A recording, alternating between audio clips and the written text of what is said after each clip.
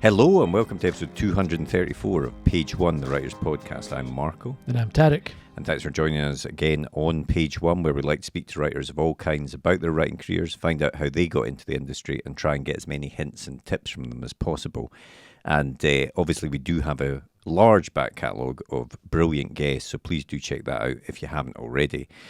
This week's guest is one who I interviewed on my own, Tarek. You couldn't be bothered to. I heard there was some kind of language barrier, and I couldn't be arsed learning to speak Italian for this one. No, I think to be fair, I think you were away.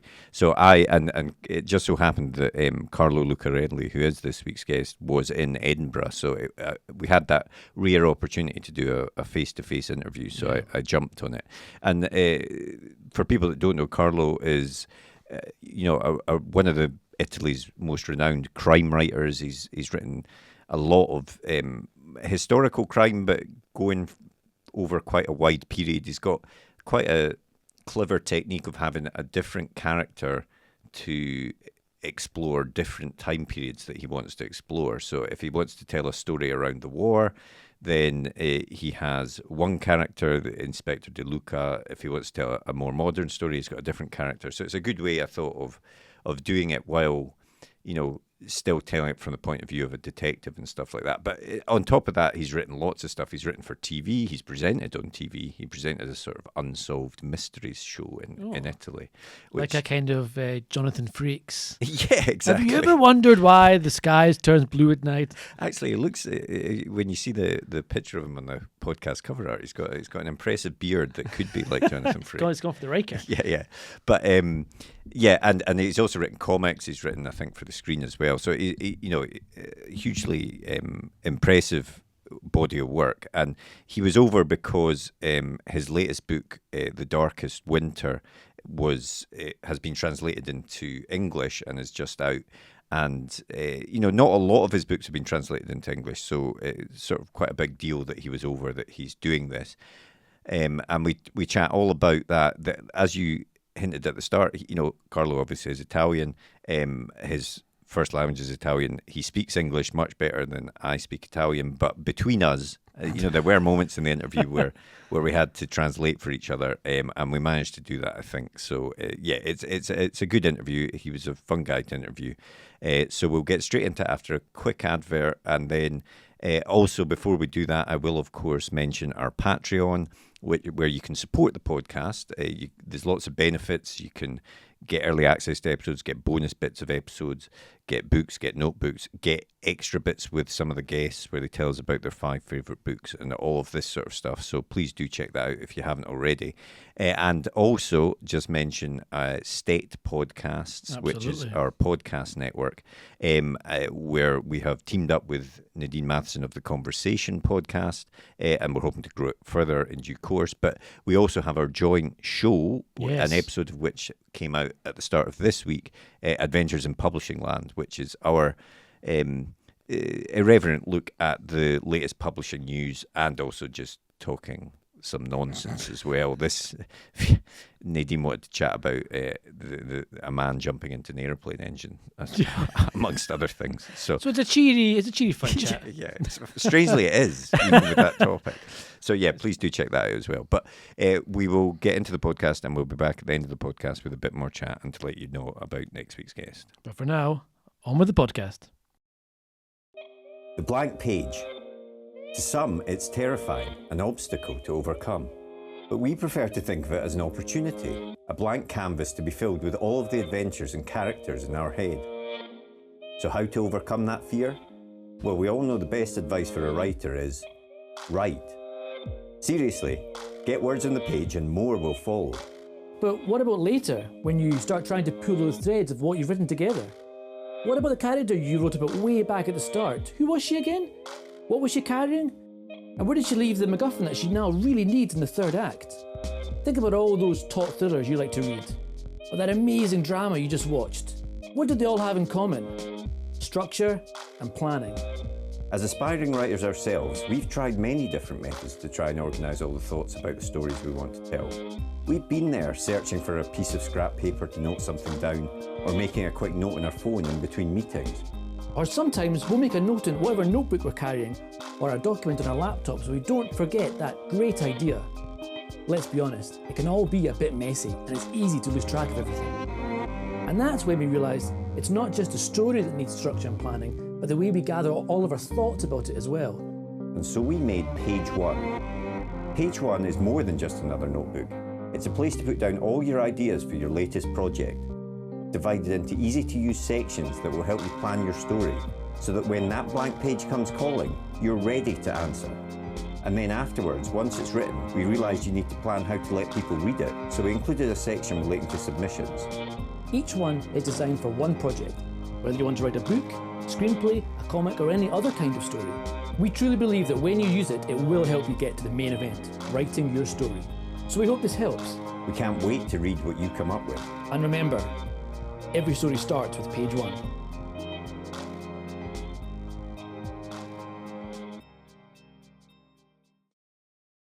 I always start with the same question, which is, did you always want to be a writer?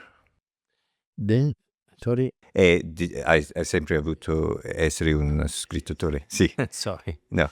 Yes.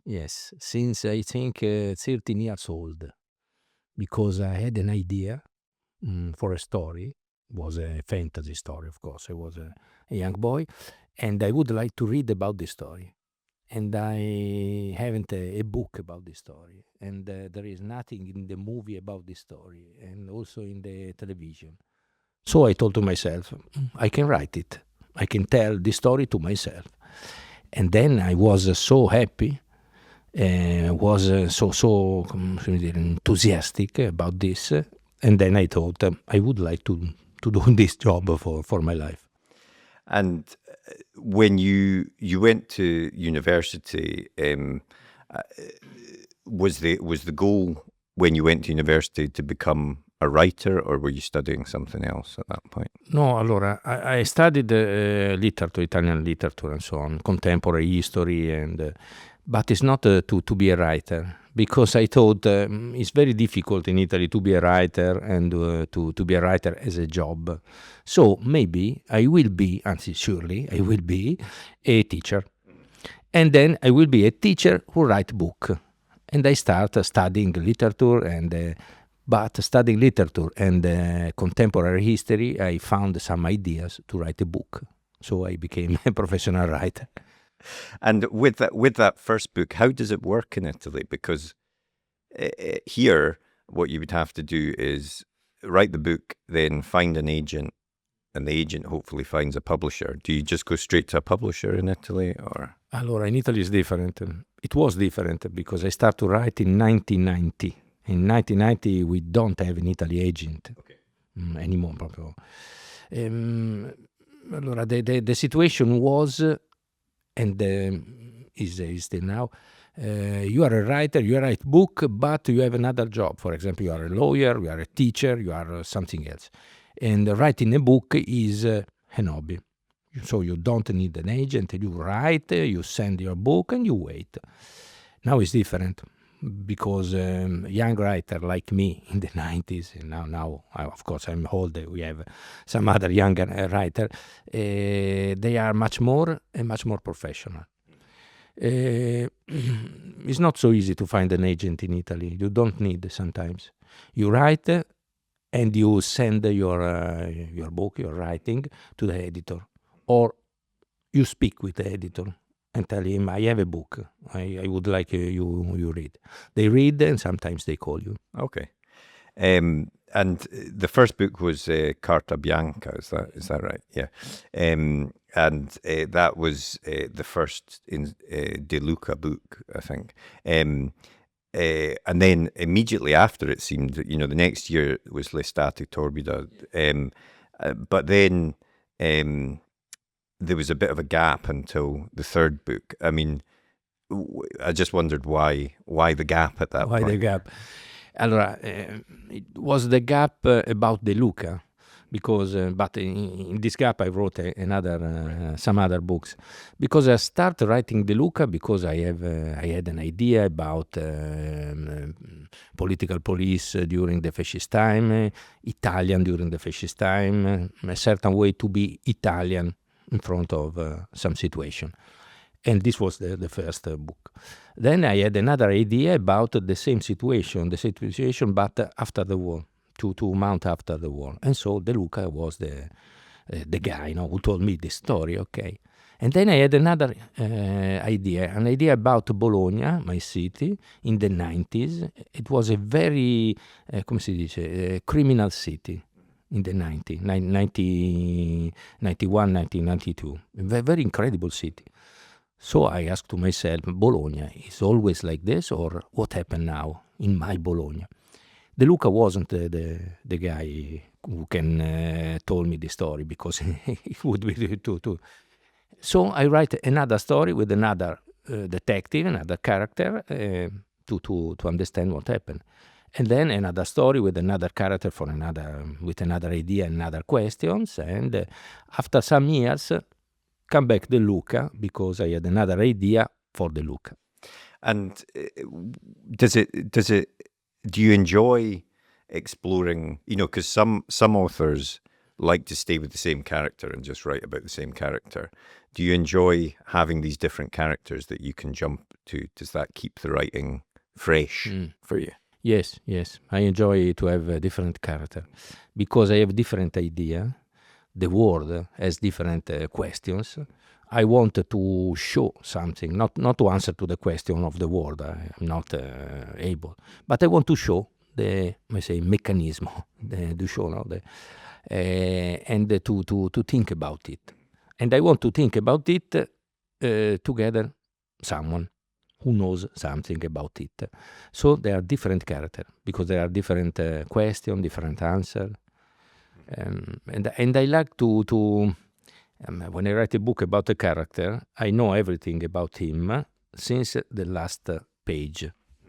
And I ask to me, what happened to you in the next page in another book?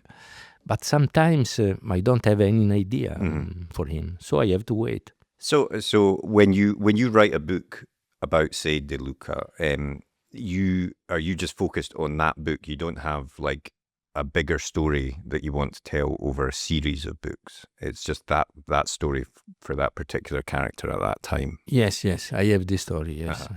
Also because for me is, come si dice, discover. Yeah, discover. I don't know what happened in this Right, story. okay. I don't study, You don't plan? I don't plan, no, Okay. absolutely I don't plan. So I'm focused to the story, because I like to read the story.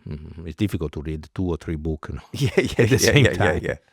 And I read that you, I don't know if this is true of all your books, but you use real life unsolved crimes to sort of as a starting point for some of your stories. Is that right? Sometimes, but it's different.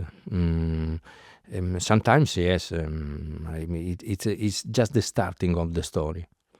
Happen unsolved murder, very interesting, or also solved murder, very interesting, but I don't write about this. I write just the start of the idea. It's just the start, yeah. And when you don't, you discover it as you write the story, but does that ever, because when I write, I like to have a sort of at least a vague plan of the story. Does writing it to discover, does that ever lead to difficulty for you in terms of not knowing where to go with the story at certain points? Yes, no, it's difficult. I would like to plan. I think we can divide the writer into 2 categories, the architect and the gardener. Yeah. I'm a gardener. Okay. The architect has to know what happened. Of course, if you build an house, you have to know everything about this. The gardener is different. We seminiamo, and we see what happened. We cut, we spostiamo. Yeah, we you do look around, you play around. Yeah. I am a gardener. I would like to be an architect, because I don't think it's easier, but it's more.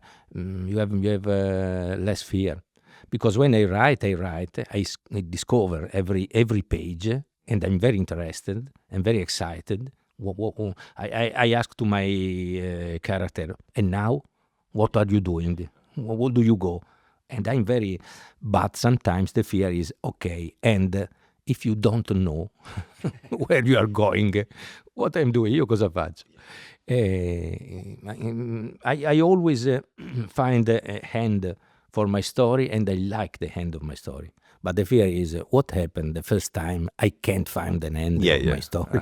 And does that still happen even today? You've written so many books, but you still get that feeling, do you, when you're writing the book? Yes. It's the same feeling. Sometimes happen. I mean, in this book, The Darkest Winter, I write and I discover, and Luca makes something, and so and so and so. I was very excited, very interested, and then I didn't know how to end. And I wait 3 months, I remember, waiting, thinking. And of course, the publisher call you every day. Where is my book? Wait, I'm writing. And then after 3 months, I remember I read another book, and I just find a little scintilla of idea, and I say, okay, I'm coming, track, and I found. Yeah. Well, I mean, you mentioned it there. Your book that you're here in Edinburgh to promote is The Darkest Winter. Do you want to tell us a bit about what happens in that book? Yes, allora, in The Dark Winter, it's a book with Commissario De Luca, who is a strange policeman, because he's a detective of the detective novel, no? A man who wants to know the world, the truth, a good policeman, like a little Sherlock Holmes and so on. No? But at the same time, he works for the political police of this moment, the historical moment in Italy, for the fascist. The worst fascist, because it's the second part of the war, and the fascist was with the German. The German is not the German, it's the SS and the Gestapo. And I like this. He wants to be a policeman, but he has also to be a criminal in this time. And De Luca found 3 murders in Bologna in this time, and has to solve the three murders, because one of them is a German soldier, and so the German soldier told to him, solve the murder, if not, we kill a lot of people in Bologna. Another is a partisan resistente, so the partisan and the resistance tell to De Luca, solve the murder, if not, you will be in danger because you are a fascist. And another is a fascist, and the fascist say, solve the murder because we want. So De Luca has to solve the 3 murders. He is in danger for his life, and this is this kind of detective, a very complex and full of contradiction detective.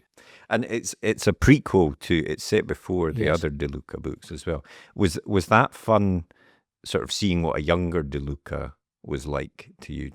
Because I think I'm right in saying the last De Luca book was quite a while ago now. It was many years ago before you came back to this one. Is that right? De Luca is, I don't remember, is quite the same De Luca, because a few years. And the last book I wrote about De Luca was 1954. And the first was 1943. This is a prequel. Yeah. Because I write about De Luca, who is a policeman compromised with the fascist time, and I wrote 3 books about De Luca after the war. My question to De Luca and now what do? You want to be a policeman, but you can't because you have done something during the fascist time. But I didn't know what. When I end, the De Luca, and in the last book, De Luca told me, okay, now I am this man. I asked to myself, but what you have done during the fascist time? Because you are not so mean like a person, and you are not so fascist. So why? So I come back and I started to write about what De Luca have done, and this is the book. I discover what De Luca has done. And when you're writing historical, books set in previous times like that, how much research do you do? Oh, yeah, a lot of research, of course, because I like to make some research, and I like to discover very incredible things about the life in another time. Allora, I have to make a lot of research, historical research, of course. If you write about this period, you have to know what happened and so on. But I have done a lot of, come si dice, research about normal life. This is the important. For example, when you see some movies about the 30s or the 40s, movie of this year, not settling this year.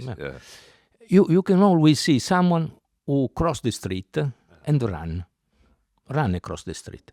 And the car is arriving, he play, beep the horn. Exactly, beep the horn. And you say, why you don't cross the street in the line to cross the street? Because, and now you have to make a research, because we call zebra strisce pedonali. Zebra crossing, yeah. Zebra crossing was an experiment in London in 1959. So it Before didn't exist. 1959, it doesn't exist. So you have to come back, and every thing you do now, I take a glass, for example, and I drink, you have to ask, wait, maybe it could be different. This is the beautiful thing.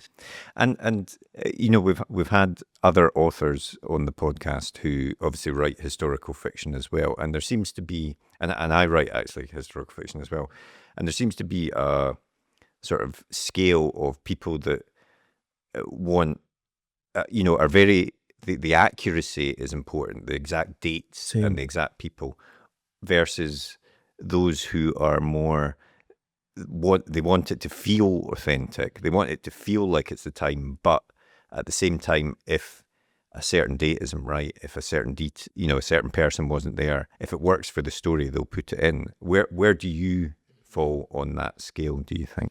It's difficult, of course. You have to be accurate, because if not, the reader write to you every time.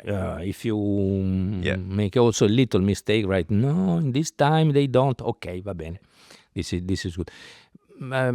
Allora, I try to balance, because of course I write about the history, and this is the date, this is the fact, and so on. But I have people, person, character. They are not real.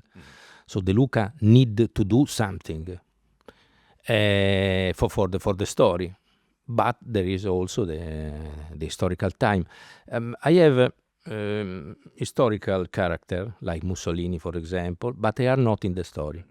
The story is about De Luca, about Petrarca, about all the characters in Bologna. And in Bologna, under Bologna, over Bologna is Mussolini, the Hitler, and so on. I have character.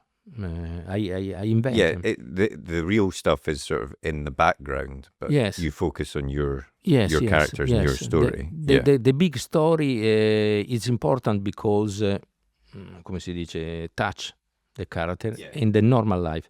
When I study about history, I take a lot of newspaper, for example, of this period. They are very important because the first page is full of fake news, of course. It's the first page of the writing. In Resto del Carlino, was the newspaper of Bologna during the fascist time, the title was "We are winning the war." Of course, this is important because this is the thought of the Kiev, no? They want to you think about it, but the important is the third page.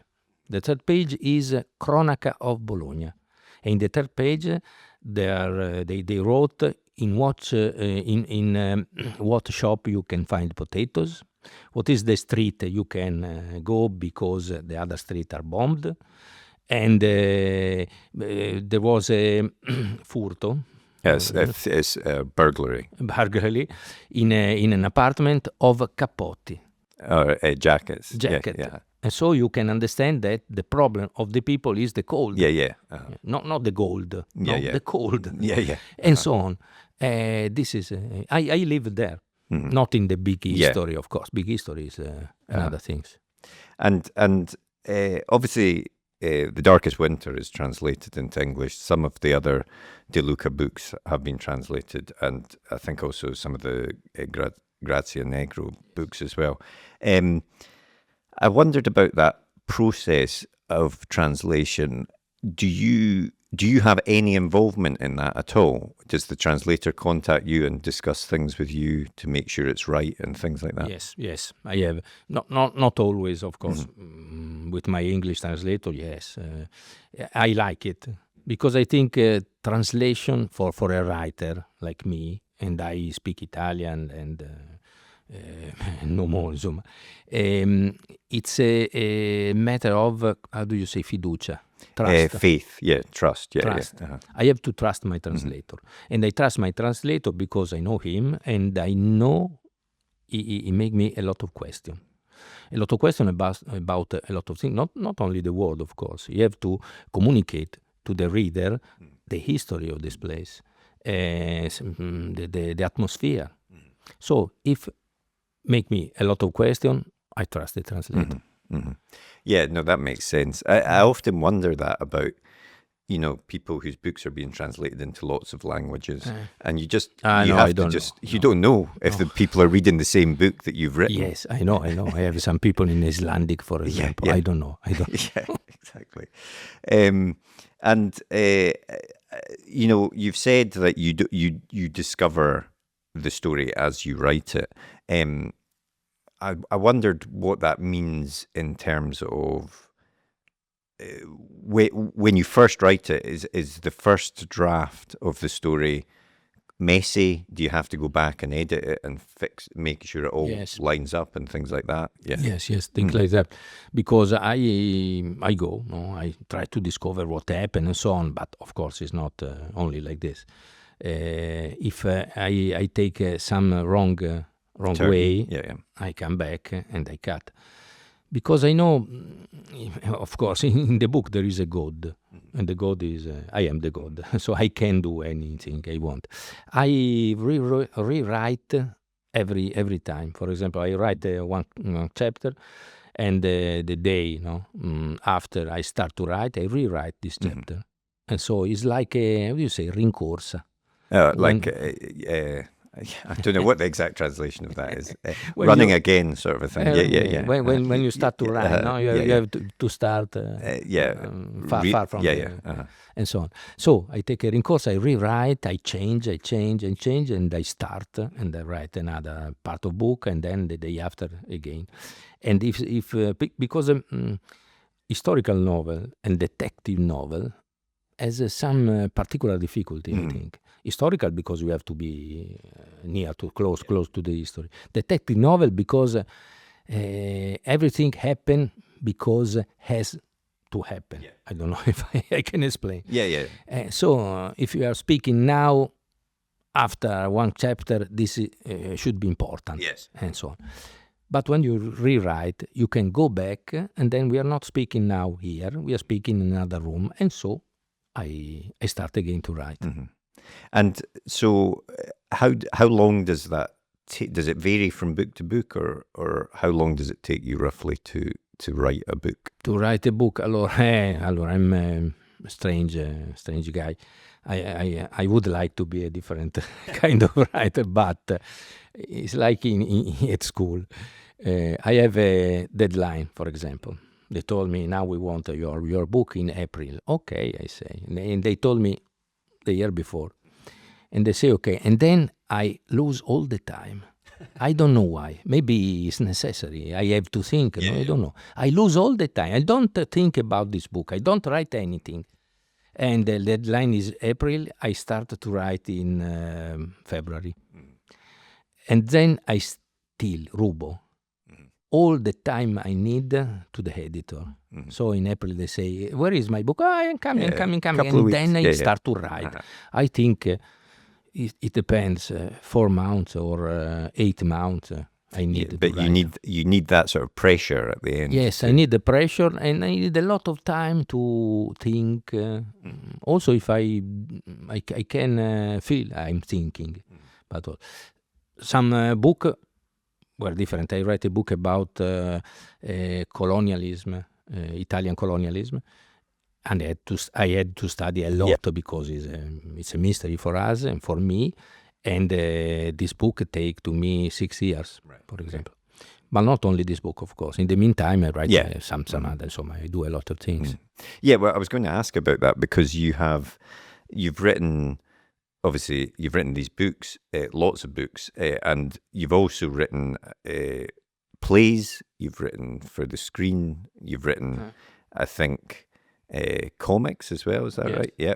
So, I mean, first of all, where do you find the time to do all these things? But also, do you enjoy playing in these different types of writing? Yeah.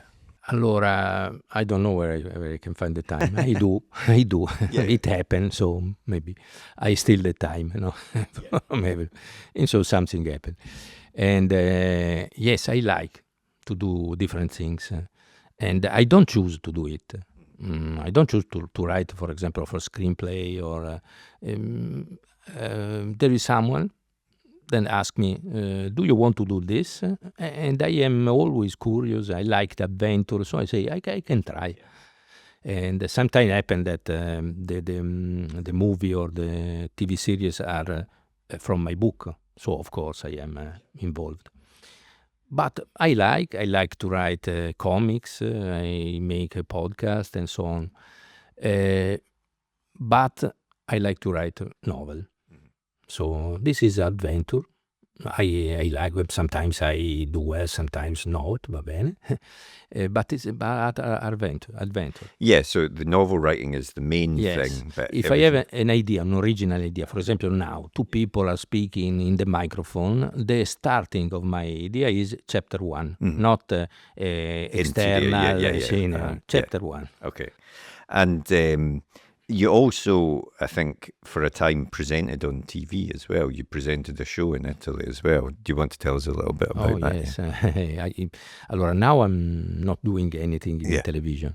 I just do something in Sky, for the Sky Network, about tales, about heart and so on, but it's another things. I've done a lot of 13 years about unsolved murder and unsolved mystery. Is more interesting for me. Unsolved mystery means secret service, mafia, and a lot of political and so mystery of the Italian history. I like very much because it was very interesting. And did that help give you ideas for books as well when you were doing that sort of thing? No. It was the contrary. Oh, the opposite. Yes, okay. I wrote the Luca. The Luca is about this kind of things, mystery, politics, fascism, and the power, and so on. And write 3 books of the Luca. Then I started to make this program in television about these things, and I didn't write the Luca because I was telling about this in the television. When I stopped to make the television, the Luca come back, suddenly. and I am very happy to write again. And would you want? You've come back to De Luca after a break of some time. Is it a character that you do always want to come back to? Or is it just if the right story is there that you want to tell it? No. It's a character I want to come back because De Luca, also Ispettore Coliandro, Grazia Negro, and some other character. It's like you go in a place, in a train, you have someone, you talk, you are very interested. He has a very interesting story, so you talk a lot, and then he get down the train. And then maybe 1 week after, 1 year after, you meet the same person. You say, what have you done in the meaning? And we was talking about this question. Now, talk again. This is my relation with the character. And, the Darkest Winter is out now. What are you, and that's obviously in English. It came out a while ago in Italy, obviously, but what are you working on just now? What stories are you working on just now? Che cosa scrive ora? Adesso. Okay. Allora, now I've just published a book 2 months ago, and a very different book, not a detective novel. A book very, I don't know, hard for me, intimate. I am a father. I have 2 young daughters of 13 years old. And I wanted to write a book that hurt me because it's the book of a father who heard the ring of the door at 2 o'clock in the night when his daughter is out of the house, and at the door there is the carabinieri. It's hard to me to think about this, but I want to write about. I don't know why. Sometimes we want to hurt ourselves, and so and this is the story.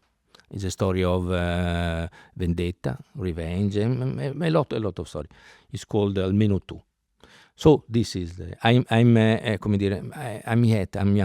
still in this kind of story. So I don't have now a story for another book. I have to wait. So you focus only on that at the moment and then wait for the next one. But I have a lot of idea, and I'm just waiting the first of this idea come to me. Mm-hmm. And when you have an idea, do you just let it sort of sit in your mind for a while and think it over and wait until it's more fully formed to then start writing about it? Yeah. Yes, I need something. I have some idea. For example, now I would like to write a book about two policemen during the fascist time, but not a detective novel. They are friends and something happened. Another idea, the Italian army was in Corsica during the war, and it's not so good. And what I would like to write, but I don't have a story for this. I just want to, and then I have another story about another. They come si dice? They go around and sometimes will they join up these ideas? And yes, sometimes because I need something happen in the world. Mm-hmm.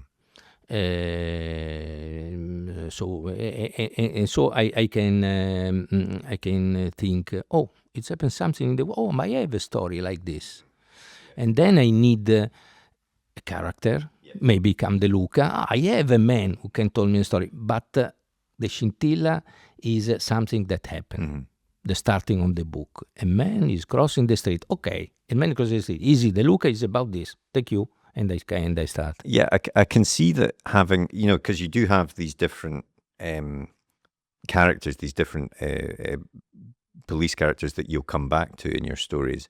And I can see that would be very useful in terms of, as you say, I've got an idea, that this character would be good for that idea, sort of a thing. And so you've got a sort of range of different people that you can bring in to explore those ideas. Different range of my character. Yeah. Oh yes, because everyone has is different, and they can speak about something. I had a character for some time, Ispettore Cogliandro. I wrote 3 books with Ispettore Cogliandro, contemporary policemen in Bologna. They are, humoristic book because Cogliandro can do the policeman, is very politically incorrect and so on. But Cogliandro has a lot of limits, and he can tell me story about what he can understand. He don't understand anything, so nothing. So it's very little story. The story of Bologna that Cogliandro tell me is the story about speed of Bologna, velocità and something. If I need someone deeper, I need another character. And then come Grazia Negro. Grazia Negro is like this, introversa, is deep, and so, yes. Yeah, no, that makes sense. That's an interesting way to think about exploring different ideas with these characters.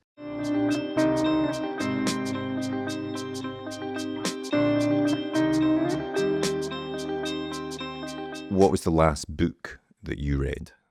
The last book I read. Allora, the last book I read is a book of a friend of mine, Eraldo Baldini, it's called. I don't remember the title because I don't remember the title. It's incredible. And Eraldo Baldini, it's about a family. It's also a mystery story because Eraldo Baldini is close to the horror story. But it's the story of a family in the place I live, is Romagna. It's a very interesting place. But this is the first free book I read because for the other Do research, novel I yeah. have to read about research, and I have to read something close to what I'm writing. Heraldo was not too close to Almeno Tu, my last book, so now I can start to read what I want, Yeah, and I take Heraldo. Okay. And what about the last film that you saw? The last film I've seen, allora, I don't remember the title, of course. I look, I watch a lot of movie and television but at home. I don't go to the movies, to the cinema. I like to go to the cinema, but I am used to have children and so on and so on. I lose now. But allora the last one I remember because it was very close to my book. But I watched the movie, of course, after, and we come out together. I think is Adolescence. Oh, okay. This Yes, yeah. because it's very close to my movie. I've seen after and I say, oh, ecco. Yeah. I cry a lot seeing this. No, this is. I've got 2 young daughters as well, and I know people have said it's very good, but sometimes these things are too, close. I'm not sure I Yes. want to see it yet. Yes. I think my book is like this. Yeah. I don't know why, because we should write something that people want to read, Yeah, exactly. not something they don't want to read. Exactly. But No, but it's important to explore these things, I think. Okay, the very, very last thing that we do is what we call either or. So just pick one of each thing. So writing novels or writing screenplays, scripts? no, I like writing novels, yes, because I write by myself novels, screenplays, Oh, yeah. you don't Too many write alone, voices. too Yeah, many yeah. voices. Yeah. TV or cinema? This is a good question because TV or cinema, you are more free when you write for the cinema. When you are for the TV, of course you manage with the television man, so you are not so free. But for the television, you can write a novel because in a season, many episodes, you can have write time to- all your yeah, novel. uh-huh. In the movie, you have to choose a little part of the novel. Yeah. So I don't know if you know these expressions. We say night owl or early bird. So do you get up early or do you stay up late to write? Allora, I would like to sleep in the morning, and the ideas for me, for example, for writing, come in the evening. But I have to wake up early because I have 2 daughters and they has to go to school, and so at 6 o'clock I have to wake up. Okay. And when you write, do you listen to music or no music? Allora, I listen music. I have some music for the novel. For example, I wrote a novel on an island, a very, for me, disturbing novel. So I listen a lot of classical music of Schoenberg and so on. They are not my musician. I don't know this kind of music, but I need to. Yeah. So I heard a lot of music, but I lost the music when I start to write. Yeah. I start it to sort write of and goes then away. Yeah. nothing else. And last one, paper book or ebook? Paper book. But not paper book. In Italy we say, the smell of the paper. No, it's not. Sometimes paper smell very bad. So no, it's not like this. I like because it's more easy. When we read, we have a memory, and a visual memory. And visual memory is a diagonal. So you remember, I've read this word, and you move the page, and you remember this. Ebook is different. You have to make a research. It's not the same thing. No, it's true. Well, thanks very much, Carlo. That was great. Grazie. Thank you to you.